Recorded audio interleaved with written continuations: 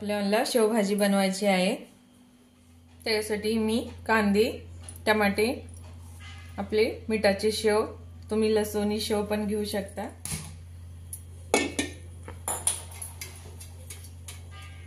आता आपल्याला 3 चमचे तेल घालून घ्यायचं आहे। बघा आता आपलं तेल तापलेलं आहे। थोडेसे जिरे, मोहरी,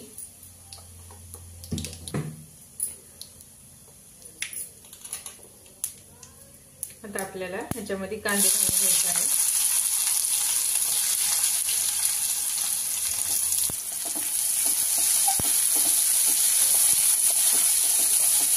बघा आता आपल्याला चांगले कांदे परतून घ्यायचे आहे।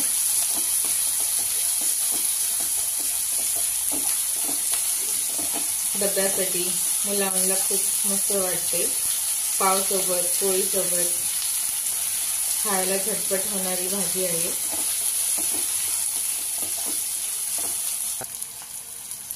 आता आपल्याला थोडंसं अद्रक लसूण पेस्ट घालून घ्यायचं आहे।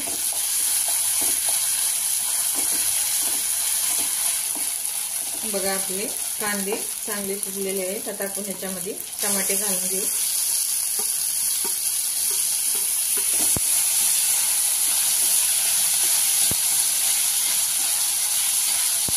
आपल्याला टमाटे चांगले ह्याच्यात शिजवून घ्यायचे आहे।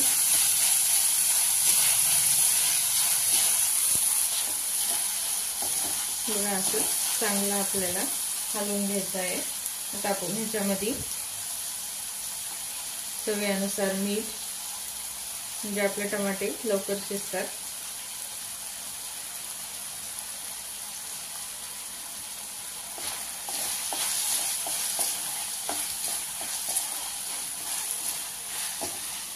तर आपल्याला ह्याच्यामध्ये मसाले घालून घ्यायचे आहे। थोडीशी हळद, लाल तिखट आवडीनुसार, झणझणीत केल्यावर चांगलं लागते तिखट। मी 2.5 चमचे मिरची घालत आहे।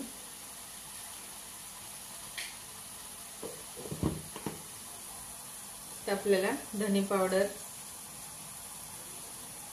1.5 चमचा, थोडंसं गरम मसाला, तुमच्याजवळ जे असतील ते मसाले घालू शकता। तर आपण हे चांगलं मिक्स करून घेऊ।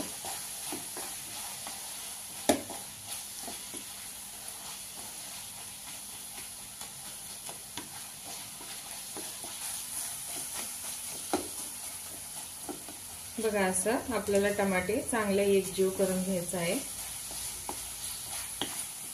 पाणी अजिबात घालायचं नाही याच्यामध्ये, चांगलं असं मिक्स करून घ्यायचं आहे। बघा आता आपण ह्याच्यामध्ये शेव घालून घेऊ। बघा आता आपण ह्याला मिक्स करून घेऊ।